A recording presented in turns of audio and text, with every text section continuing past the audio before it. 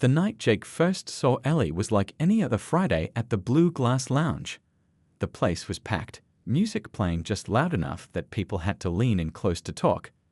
Jake moved behind the wooden bar with the ease of someone who had done this for years, mixing drinks and chatting with the regulars. "Hey, can I get a gin and tonic?" Jake looked up and saw her, a woman with dark hair and bright eyes that seemed to take in everything around her. There was something different about her, the way she sat slightly apart from the crowd, watching everything with a small smile. "First time here?" Jake asked as he slid her drink across the polished bar top. "That obvious, huh?" She smiled, and Jake felt something stir inside him. "I just moved to Chicago last week." "Well then, welcome to the best bar in the city," Jake said with a wink. "I'm Jake." "Ellie," she replied, taking a sip of her drink. "This is good." "I'd hope so. Been making them for 6 years now." As the night went on, Jake found himself drawn back to her side of the bar whenever he had a free moment. She was smart and funny, and didn't seem impressed by his practiced charm like most newcomers. When she laughed, it was real, not the polite giggle he often got from women at the bar. "So what brings you to Chicago?" Jake asked during a quiet moment. "Work. I'm a graphic designer. Needed a change of scenery." Ellie twirled a lime in her second drink. "What about you? Always been a bartender?" "For now," Jake said. "But I'm saving up to open my own place. Something small, maybe 20 tables. Good food, nothing fancy, just real cooking, you know?" "Sounds nice," she said, and the way she looked at him made Jake think she actually meant it. The bar owner, Frank, walked by and gave Jake a look that meant less talking, more working. Jake rolled his eyes once Frank's back was turned, making Ellie laugh. "Your boss?" she asked. "Yeah, he's not so bad. Pays well." Jake grabbed a towel and wiped down the bar. "Though sometimes I wonder where all the money comes from. Place does well, but not lets all drive luxury cars well." Ellie's eyes sharpened for just a second, but her smile never wavered. "Most bars in this neighborhood probably make most of their money on weekends." "True," Jake said, not noticing how she'd steered away from the topic. "Hey, my break's in 10 minutes. Would you want to step outside for some fresh air? It gets hot in here." Outside, the Chicago night was cool, the city lights reflecting off the windows of nearby buildings. They stood in the small side alley where staff took their breaks. "So, Ellie the graphic designer," Jake said, leaning against the brick wall. "Tell me something real about yourself." "Something real?" she repeated, looking thoughtful. "I can't whistle. Never been able to. My dad tried to teach me when I was a kid, but we gave up after a week." "That's your deep, dark secret," Jake laughed.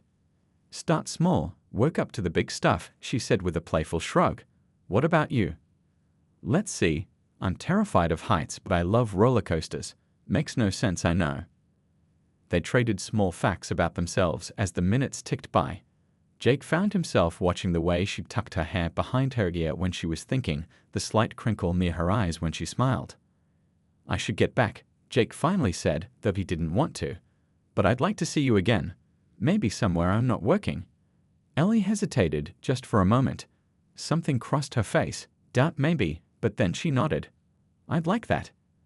As they exchanged numbers, neither of them noticed the black sedan parked across the street or the man inside watching them through the window. Robert Morgan frowned as he saw his daughter laughing with the bartender.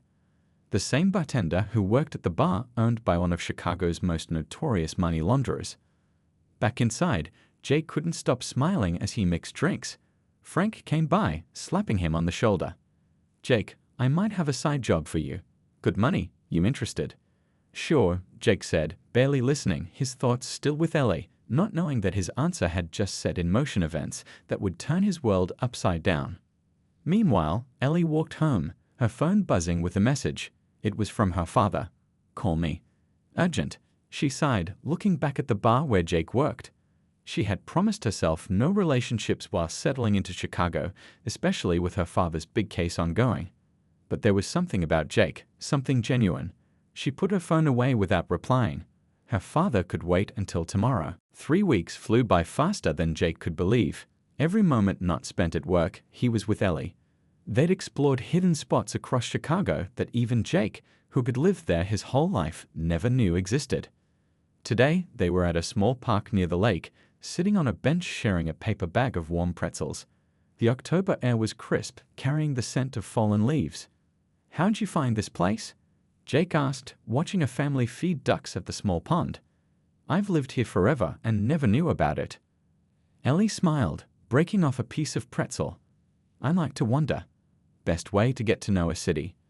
What she didn't say was that her father had taken her here as a child during his early days at the Chicago FBI office. Some things were still better left unsaid. "I want you to meet my friends tonight," Jake said suddenly. "They've been bugging me about who's been making me smile like an idiot." "Your friends, huh?" Ellie's voice was playful, but her eyes showed a hint of worry. Meeting friends meant questions, backgrounds, stories, things she wasn't ready to share. "Nothing fancy, just drinks at Pete's place. He's known me since high school." "Then there's Lisa and Dan. They're married now, but we all went to college together." Ellie leaned into him, pushing her concerns aside. "I'd love to meet them." Later that evening, Ellie found herself in a cozy apartment filled with laughter and the smell of homemade pizza.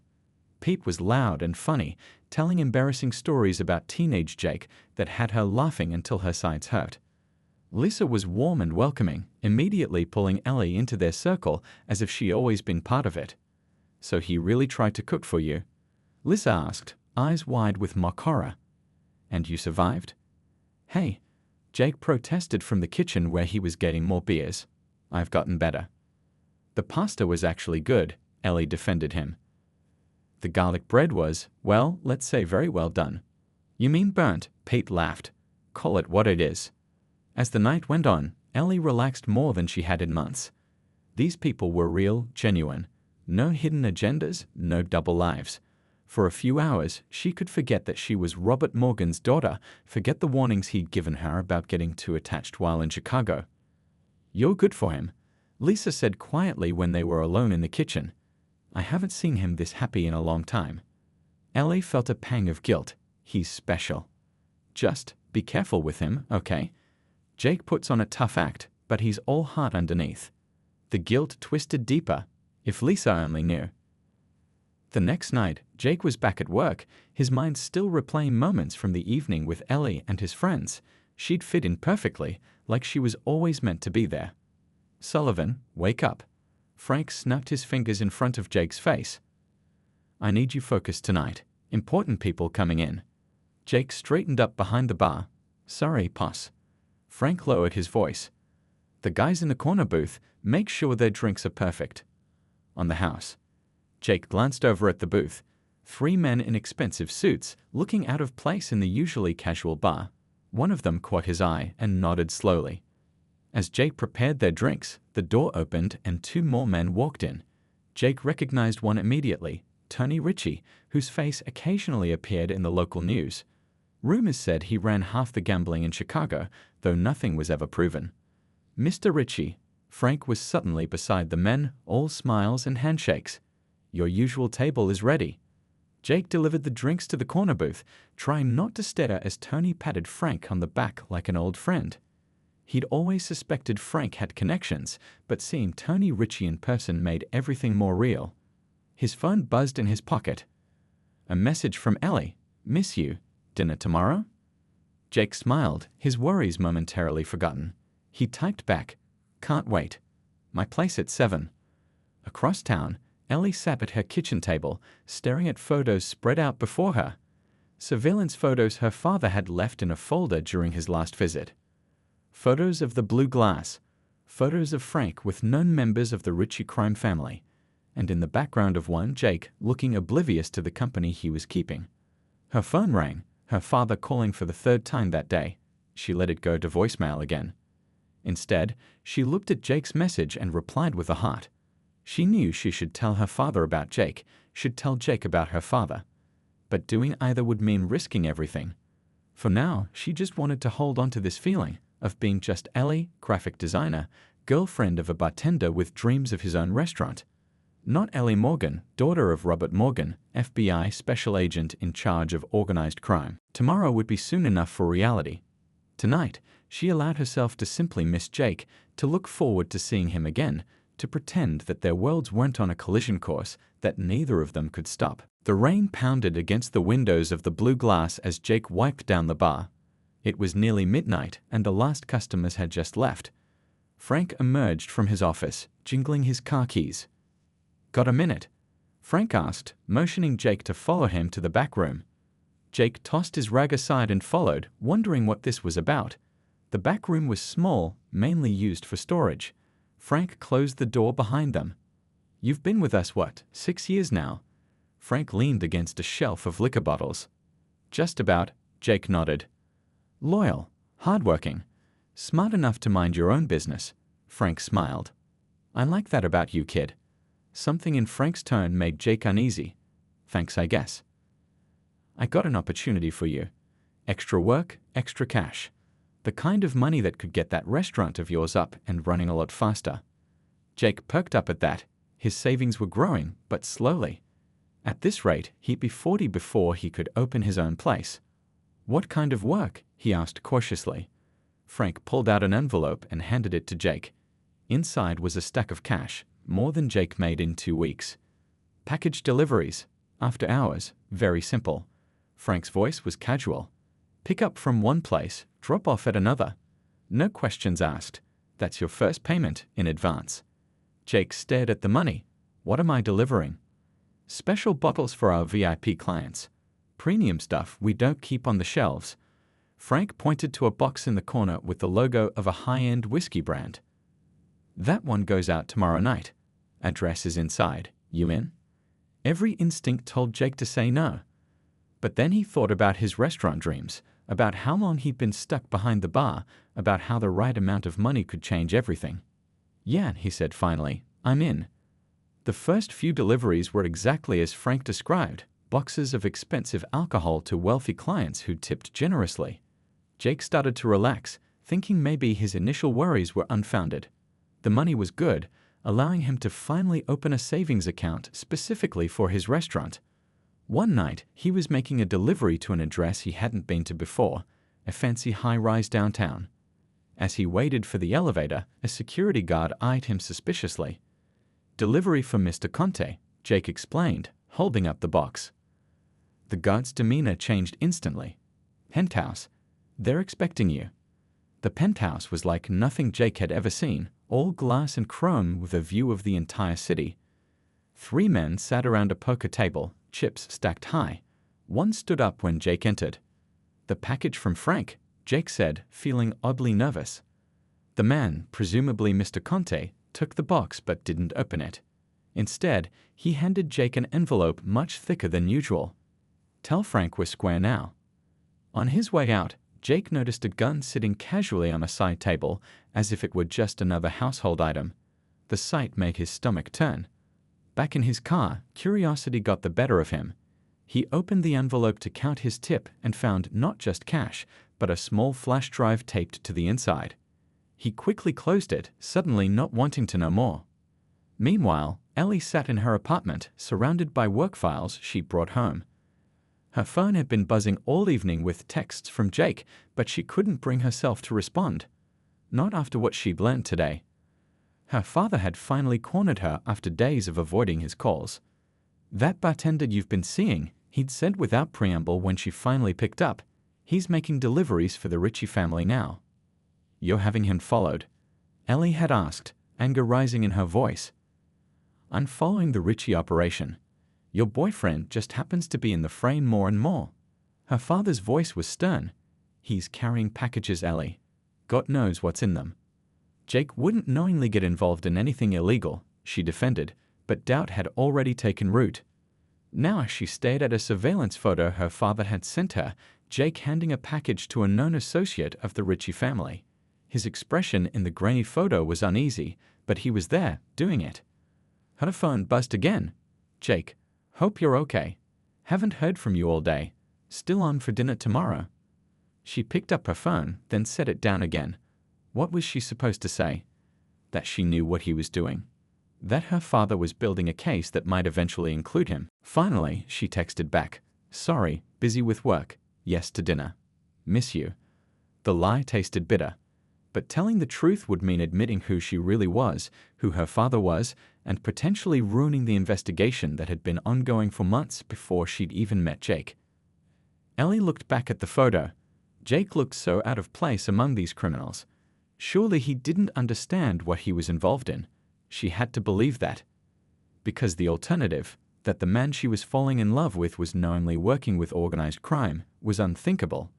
In his apartment across town, Jake stared at the flash drive in his hand, wondering what was on it, wondering what he was really delivering, and wondering if the extra money was worth the knot of worry that grew tighter in his stomach with each passing day. Robert Morgan stared at the wall of photos in his office, coffee growing cold beside him. 6 months of surveillance on the Ritchie operation, and now this complication.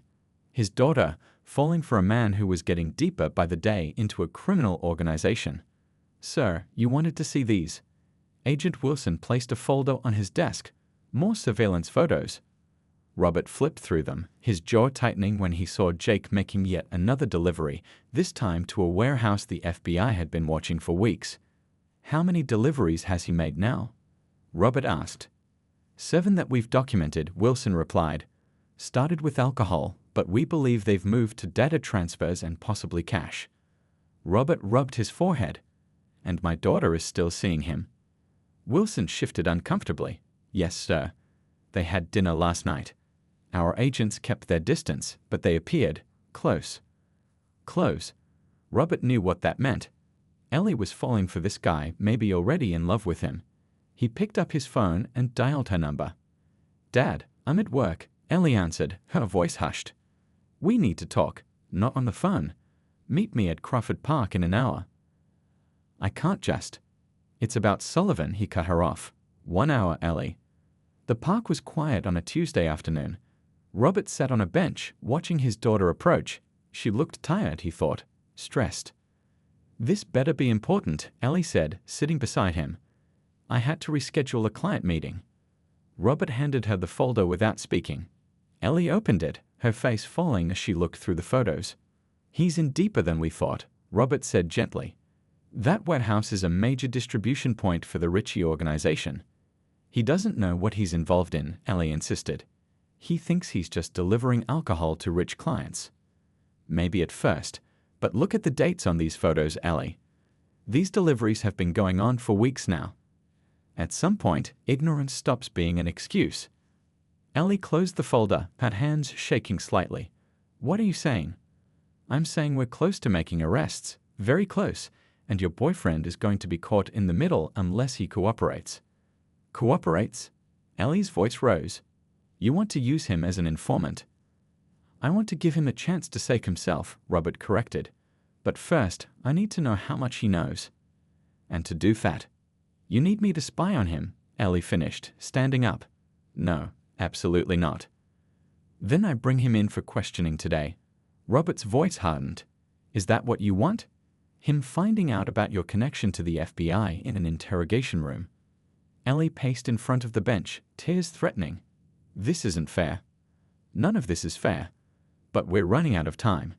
The operation is accelerating, and Sullivan is making more frequent deliveries. Either you help me figure out what he knows, or I treat him like any other suspect." "He's not a criminal, Dad." "Then help me prove that." Robert softened his tone. 1 week, Ellie. Find out what he knows, what he thinks he's delivering. If he's truly innocent, I'll do everything I can to keep him clear of the arrests." Ellie looked out across the park, watching her father push his daughter on a swing. The simple scene made her chest ache with longing for easier times. "Fine," she finally said. 1 week. But I'd do it my way. No wires, no recording devices." "Agreed." Robert stood, reaching out to squeeze her shoulder. "I'm sorry it's come to this, sweetheart." Ellie stepped back from his touch. "No, you're not. This case has always come first." That night, Jake welcomed Ellie into his apartment with a kiss that lasted longer than usual. He could sense something was wrong, had felt it for days now. "Everything okay?" he asked, brushing hair from her face. Ellie forced a smile. "Just work stress, nothing a good dinner can't fix." They moved to the kitchen where Jake was preparing pasta. The domesticity of the scene, Jake cooking while Ellie sat at the counter watching him made her mission feel even worse. "So," she started carefully, "you've been working late a lot." Jake kept his eyes on the pot he was stirring. "Yeah, Frank's had me closing most nights." "Just closing?" The question hung in the air between them. Jake glanced at her. "What do you mean?" "Nothing, just. Pete mentioned he stopped by to see you last week, and Frank said you'd already left, but you told me you were working late that night." A lie. Pete had said no such thing, but Ellie needed to see Jake's reaction. Jake turned back to the stove, his shoulders tense. "Oh yeah, I had to make a delivery for Frank, special order for a client." "You do that a lot?" Ellie kept her voice casual. "Sometimes. Could tips." Jake changed the subject quickly. "How spicy do you want the sauce?" Ellie let him redirect the conversation, her heart sinking. He was hiding something, that much was clear. But was it because he knew what he was involved in, or because he was ashamed of making side deliveries? Later, when Jake was in the shower, Ellie did something she promised herself she wouldn't do. She checked his phone. There were texts from Frank about delivery times and addresses. Nothing explicitly illegal, but certainly suspicious. As she put the phone back, she noticed a small flash drive on Jake's desk. Without thinking, she pocketed it. Jake came out of the bathroom, towel around his waist, hair wet. He smiled at her, and Ellie felt the weight of the flash drive in her pocket like a stone. "Stay tonight?" he asked, sitting beside her on the bed. Ellie touched his face, studying it as if memorizing his features. "I can't. Early meeting tomorrow." Another lie. In truth, she needed to see what was on the flash drive, needed to know just how deep Jake was in before she could figure out how to save him. As she left his apartment, the guilt nearly overwhelmed her. She was betraying him to protect him, lying to discover the truth. And somewhere in the middle of it all, she was falling in love with a man who might be a criminal, or might be an innocent pawn about to have his life destroyed by her father's investigation. Jake hummed as he moved around his small kitchen, checking the oven for the third time in 10 minutes. The lasagna was his mom's recipe, one of the few dishes he could make perfectly. Tonight was special, exactly 2 months since he'd first met Ellie at the bar.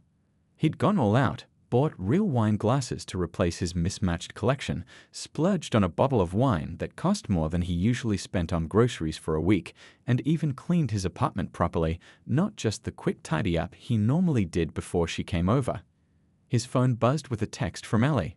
"On my way. Can't wait to see you." Jake smiled, feeling a warmth that had nothing to do with the hot oven. These past 2 months had changed something in him. For years, he'd focused on work and saving for his restaurant. Relationships were fun but temporary. With Ellie, he found himself thinking about more than just the present. He was thinking about a future. He hadn't told her yet, but he'd started looking at small restaurant spaces for rent. The extra money from Frank's delivery jobs had boosted his savings faster than he'd expected. A year ago, opening his own place had seemed like a distant dream. Now it felt possible, maybe even soon. The buzz of the apartment intercom interrupted his thoughts. "It's me." Ellie's voice came through the speaker. Jake pressed the button to let her in, then quickly lit the candles on the table. He wanted everything to be perfect. When Ellie walked in, her smile seemed a little strained, but she lit up when she saw the table setting. "Wow, someone's been busy," she said, accepting the glass of wine he offered. "Happy 2-month anniversary," Jake said, pulling her close for a kiss. Ellie tensed slightly before relaxing into his arms. If Jake noticed, he didn't show it. "Something smells amazing," she said, glancing toward the kitchen. "Mom's famous lasagna. Well, famous in our house anyway." Jake led her to the couch. "It needs 5 more minutes. How was your day?" "Fine. Busy." Ellie took a large sip of wine. She'd spent the morning examining the contents of the flash drive she'd taken from Jake's apartment. What she found had left her feeling sick. Financial records, account numbers, client lists. Exactly the kind of evidence her father needed for his case. But there was a small relief. Nothing on the drive indicated Jake knew what he was carrying. No emails from him, no documents with his name. It supported what she desperately wanted to believe, that he was an unwitting courier, not a willing participant. She hadn't told her father yet. She needed to talk to Jake first, needed to give him a chance to explain. "You're somewhere else tonight," Jake said, his hand on her knee bringing her back to the present. Sorry, Ellie shook her head. Just thinking about us these past 2 months. Jake's face softened. Best 2 months I've had in a long time. The oven timer saved Ellie from having to respond. As Jake went to the kitchen, she steeled herself for the conversation they needed to have. But before she could find the right words, there was a loud, sharp knock at the door.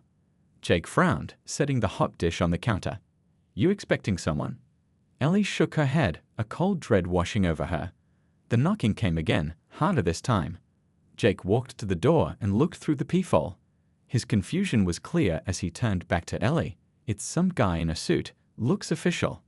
The knocking came a third time, followed by a voice. Mr. Sullivan, FBI, open the door, please.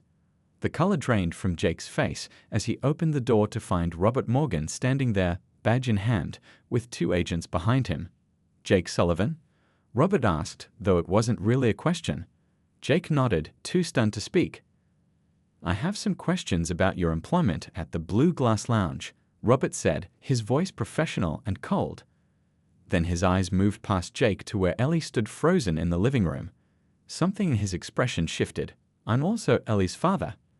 Jake's head whipped around to look at Ellie, his face a mixture of confusion and dawning horror.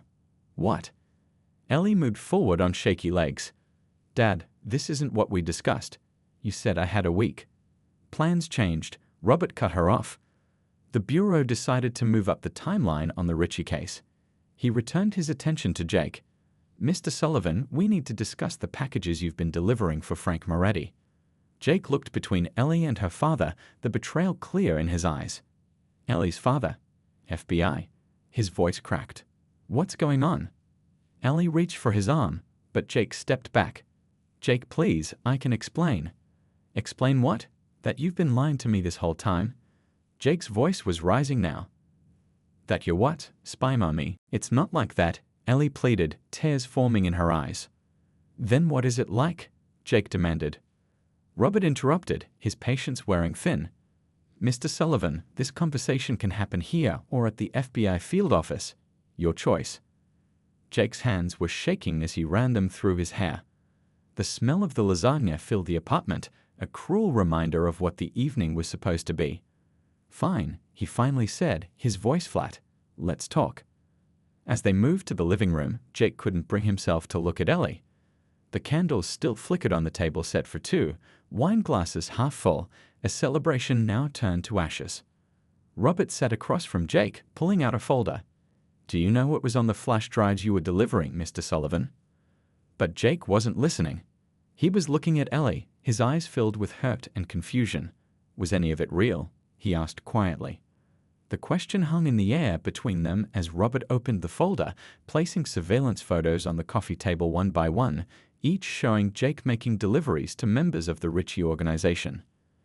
The evidence of his unwitting participation in their crimes laid bare, just like the painful truth of Ellie's deception. The room at the FBI field office was cold and plain, just a metal table, 4 chairs, and a mirror that Jake knew people were watching through from the other side. He sat with his hands flat on the table, staring at his own reflection. 3 hours had passed since Robert Morgan had shown up at his apartment. 3 hours since his world had fallen apart. The door opened, and Robert walked in with a cup of coffee, which he placed in front of Jake.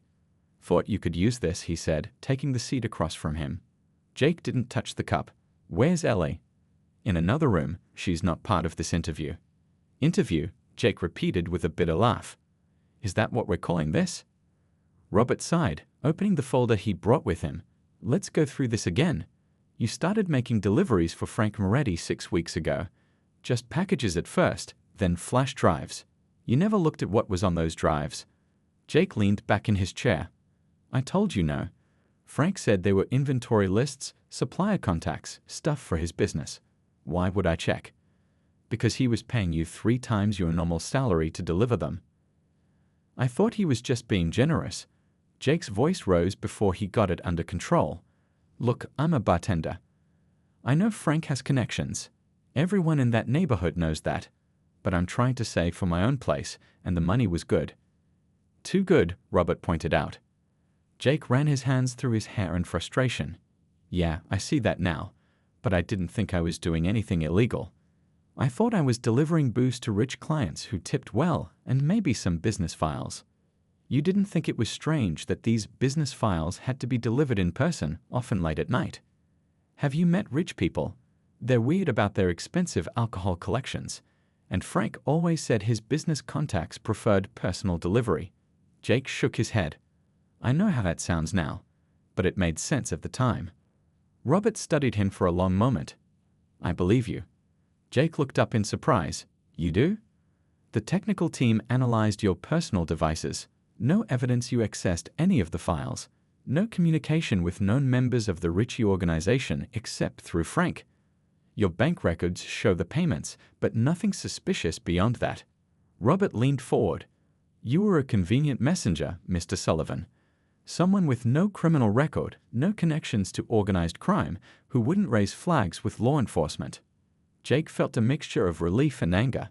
So I was just a patsy. A useful one, Robert agreed. Frank knew exactly what he was doing when he picked you.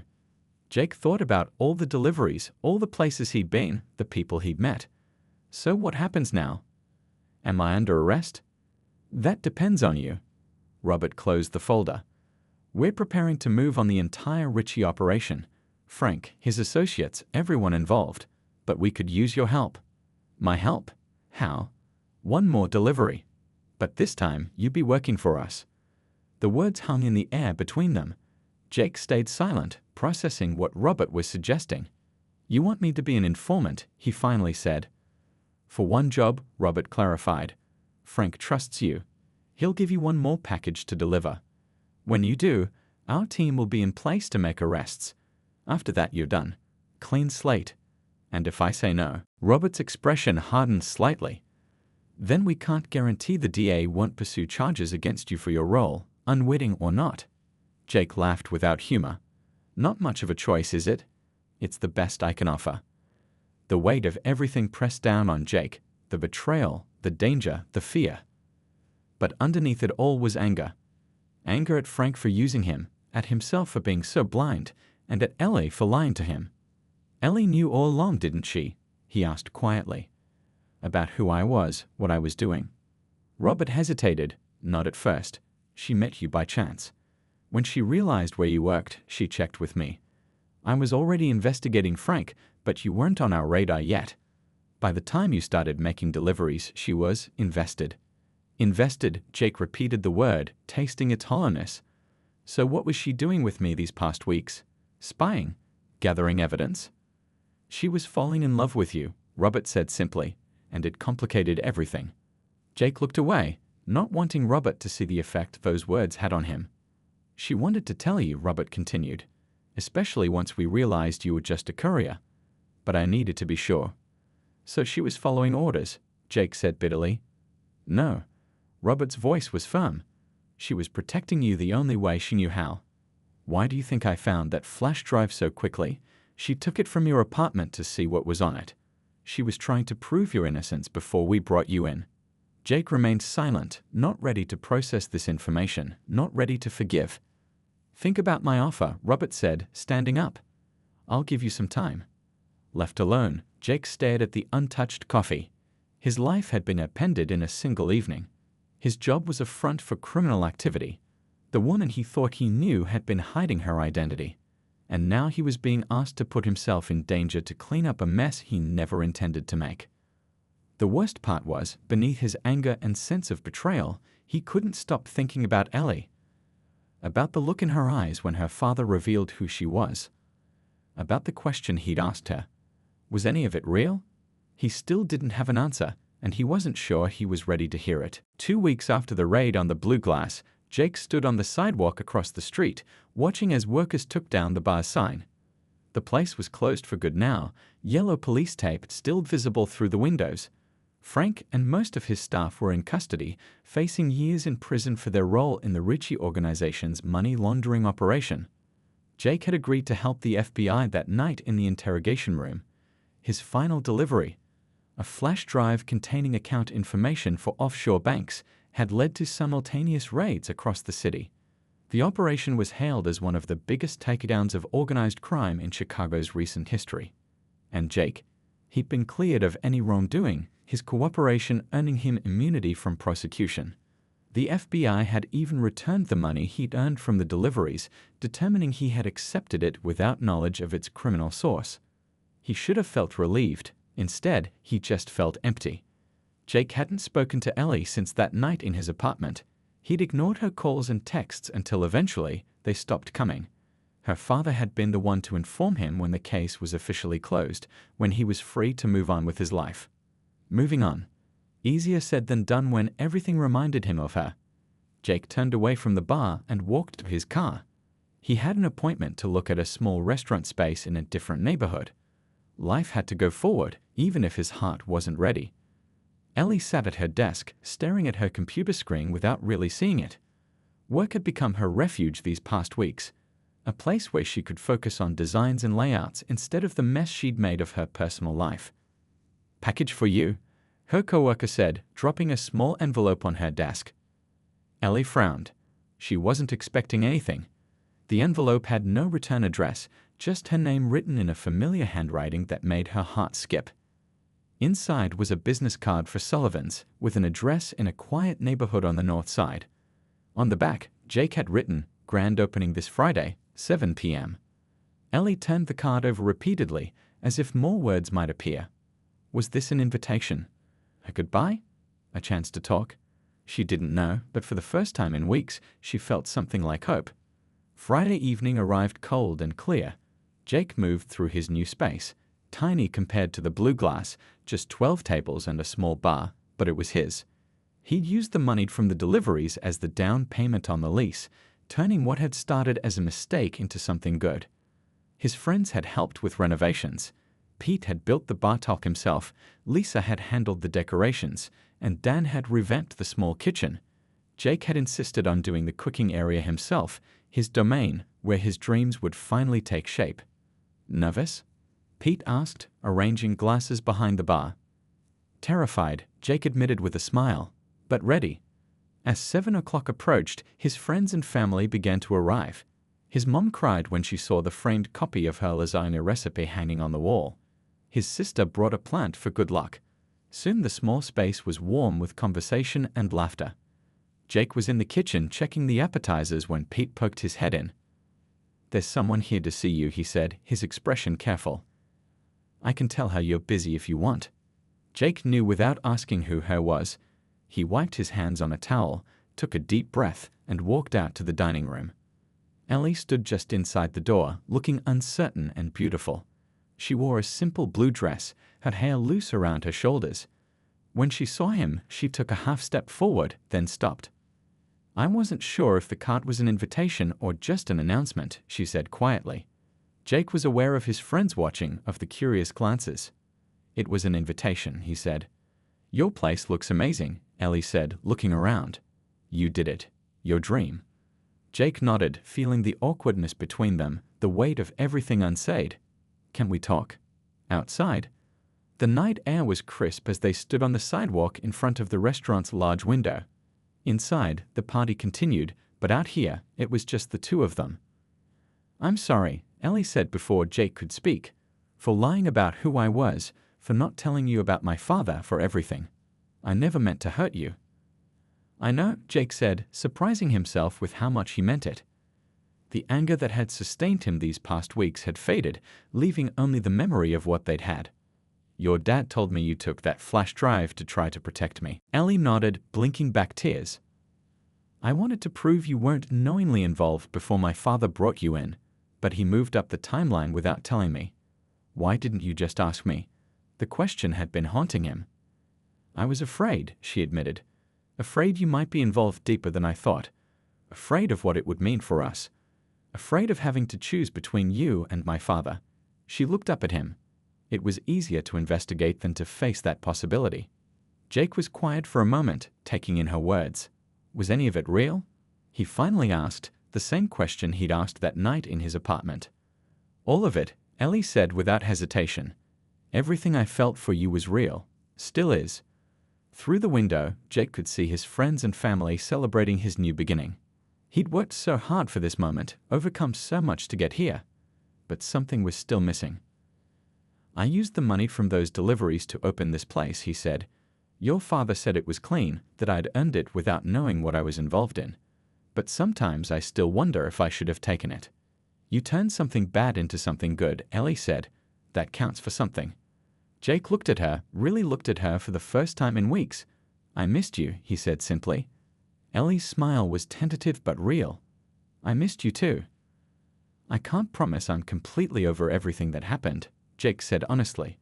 But I'd like to try again, if you would. Instead of answering, Ellie reached into her purse and pulled out a small wrapped package. I brought you something, for your opening.